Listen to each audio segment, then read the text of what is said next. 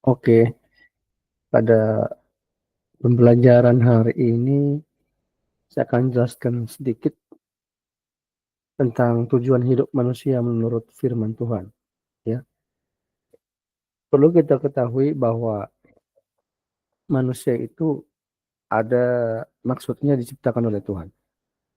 Ya, segala sesuatu dalam alam semesta ini terstruktur dengan rapi, ada penciptanya, ada ciptaannya, dan ada maksud eh, penciptaan gitu ya. Itulah hidup manusia. Oke. Jadi kalau kita lihat Yohanes 15, di situ dikatakan pokok anggur yang benar, ya. Yesus berkata, makanya tulisannya merah semua ini karena yang berkata adalah Yesus langsung, bukan murid-murid Yesus ya. Ini perkataan otentik, perkataan daripada Yesus Kristus. Akulah pokok anggur yang benar, Bapakkulah pengusahanya. Pokok anggur yang benar itu dalam hidup manusia, dalam kehidupan manusia adalah Yesus. Setiap ranting padaku yang tidak berbuah dipotongnya, setiap ranting yang berbuah dibersihkannya supaya ia lebih banyak berbuah. Nah, ranting yang dimaksud di sini adalah kita semua, orang-orang percaya kepada Yesus ya. Kamu memang sudah bersih karena firman yang telah kukatakan kepadamu. Kita dibersihkan karena apa? Karena ada firman Tuhan. Tinggallah dalam aku dalam kamu, sama seperti ranting tidak dapat berbuah dari dirinya sendiri kalau ia tidak tinggal pada pokok anggur. Tadi kita baca bahwa pokok anggur tersebut adalah Kristus Yesus. Kita adalah rantingnya. Dan buah itu akan keluar dari ranting-ranting. Demikian juga kamu tidak berbuah kalau kamu tidak tinggal dalam aku, kata Yesus. Akulah pokok anggur, kamulah ranting-rantingnya. Ya, barang siapa tinggal dalam aku dan aku dalam dia, ia berbuah banyak. Sebab di luar aku, kamu tidak dapat berbuat apa-apa. Ya, di luar Yesus, ya, kita nggak bisa berbuah. Sedangkan tujuan hidup kita tadi apa? Untuk berbuah, saudaraku ya. Barang siapa tidak tinggal dalam aku, ia dibuang keluar seperti ranting dan menjadi kering, kemudian dikumpulkan orang, campakkan ke dalam api lalu dibakar. Artinya kalau kita nggak ada faedahnya, nggak ada gunanya, nggak ada artinya dalam dalam kerajaan Allah, kita akan dibuang seperti ranting yang sudah kering, dikumpulkan lalu dibakar. Ya, saudara. Jikalau kamu tinggal dalam aku, kata Yesus, firmanku tinggal dalam kamu, mintalah apa saja yang kamu kehendaki dan kamu akan menerimanya. Artinya jika kita fully menyatu dengan Tuhan, minta apa aja kepada Tuhan akan diberikan. Itu janji firman Tuhan di sini, ya. Karena apa? Jika kita hidup dalam firman Tuhan, Tuhan hidup dalam kita pasti berbuah. Nah, dalam hal ini Bapakku dipermuliakan, yaitu juga kamu berbuah banyak. Dengan demikian kamu adalah murid-muridku. Ya. Jadi tujuan hidup orang Kristen itu adalah untuk berbuah. Ya. Kita lihat sini jelas bahwa Bapa di sorga itu mengharapkan, bukan kalau kasarnya itu menuntut ya. Tapi ada alangkah baiknya kalau kita bilang sini, Allah itu mengharapkan ada buah dari kehidupan kita, yaitu buah apa? Buah pertobatan. Kita lihat di buah pertobatan itu ada kasih, sukacita, damai sejahtera, kemurahan, kebaikan, kesabaran, penguasaan diri, ya, yang tertulis di Galatia 5 ayat 22, saudara. Itu semua adalah buah-buah yang keluar dari hidup manusia jika mereka dipenuhi dengan Roh Kudus. Ya, kita pasti banyak temannya, banyak orang yang kita jumpai, banyak orang yang akan komunion dengan kita kalau kita mengasihi. Ya, kalau kita jahat ya pasti banyak musuhnya, kebalikannya. Nah, tujuan hidup kita itu yang Tuhan Allah kehendaki adalah kita bertumbuh dan berbuah. Bertumbuh, kenapa kita bisa bertumbuh? Karena kita di dalam Yesus Kristus.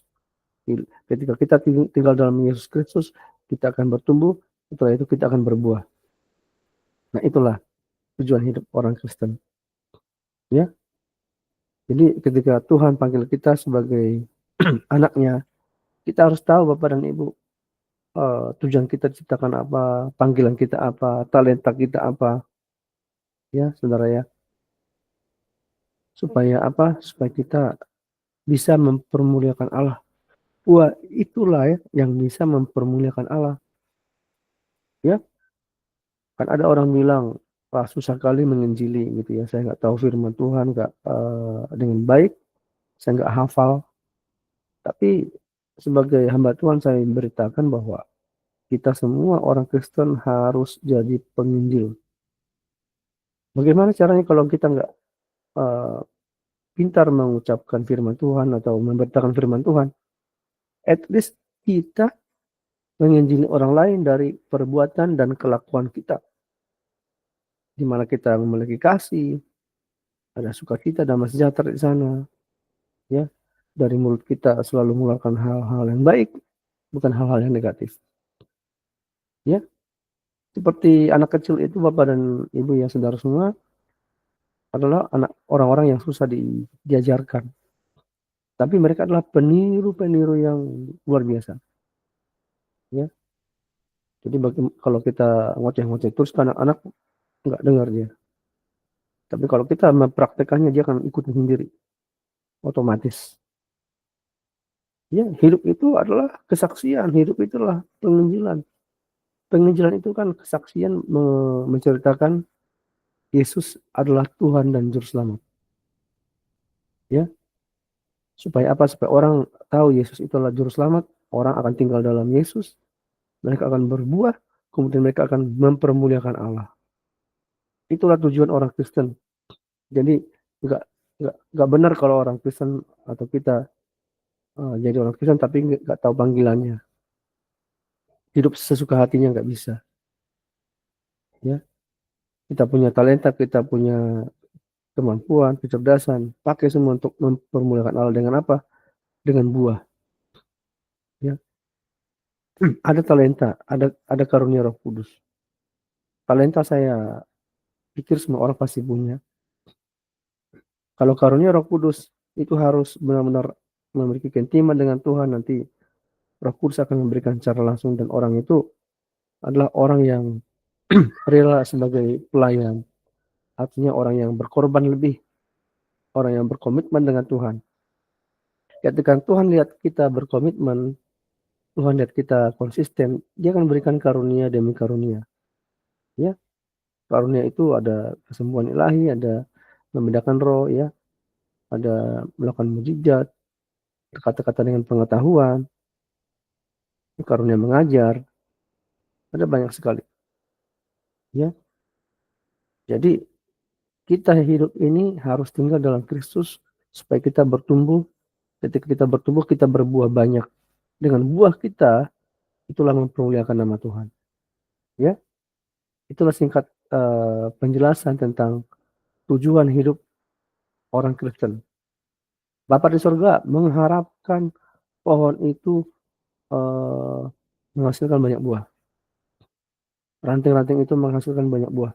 Ranting-ranting itulah Bapak dan Ibu, saudara sekalian dan saya. Ya, pokok anggurnya adalah Yesus Kristus. Kalau kita tidak tinggal dalam pokok anggur yaitu Yesus Kristus, tidak mungkin kita bisa berbuah. Ya, ini gambaran singkat tentang tujuan hidup orang Kristen. Jadi tadi jelas kenapa kita harus bertumbuh dalam Yesus. Kita harus berbuah untuk mempermuliakan Allah dan kerajaannya. Ya, dan di sini jika kita tinggal dalam Tuhan, janji firman Tuhan, minta apa saja akan diberikan. Ya, Tuhan tahu Bapak dan Ibu Saudara apa yang terbaik dalam hidup kita. Enggak semua doa kita terkadang Tuhan jawab. Kalau Tuhan lihat itu baik, itu membuat kita semakin dewasa, percayalah Tuhan akan memberikannya. Tapi jika keinginan kita adalah keinginan untuk daging, memuaskan hawa nafsu dan sebagainya, yang tidak ada faedahnya untuk kerajaannya, saya percaya kalau Tuhan berikan justru kita yang hancur sendiri gitu ya. Jadi Tuhan akan memberikan apa yang baik dalam hidup kita. Ya, demikian penjelasannya Saudara, Bapak dan Ibu. Yohanes 15 bercerita dari Yohanes 15 ayat 1 sampai dengan 8. Tujuan hidup orang Kristen adalah untuk berbuah, untuk mempermuliakan Allah. Ya, hari ini renungkan sudah apa yang sudah engkau buahkan untuk kerajaan Allah, buah pelayananmu apa, buah kehidupanmu apa, buah pertobatanmu apa yang mempermuliakan Allah. Ya, menginjili orang itu adalah hal yang mudah. Kalau kita tinggal benar-benar dalam Kristus Yesus, kita pasti mengeluarkan buah-buah pertobatan, buah-buah Roh Kudus yang akan membuat orang lain juga ikut. Ya, dan kuasa Tuhan itu luar biasa. Ya, sanggup merubah orang lain, lalu kita orang-orang percaya karena apa? Karena Roh Kudus itu, firman Tuhan itu bisa merubah orang lain. Ya, bisa contagious. Contagious itu artinya apa? Dalam hal positif menularkan gitu ya. Ada hal buruk yang bisa ditularkan orang lain ke orang lain, tapi hal baik juga dicontohkan atau ditularkan Bapak dan Ibu. Itulah penjelasannya tentang pokok anggur yang benar. Bapa di sorga adalah pengusahanya, Yesus adalah toko anggurnya, kita adalah ranting-rantingnya. Ranting-rantingnya diharapkan untuk berbuah supaya mempermuliakan Bapa di sorga. Demikian firman Tuhan, penjelasan hari ini. Doa saya, saudara semua, diberkati dengan penjelasan singkat ini. Ya, Tuhan memberkati. Kalau ada pertanyaan silakan nanti ditanyakan di bawah. Tuhan Yesus memberkati. Shalom.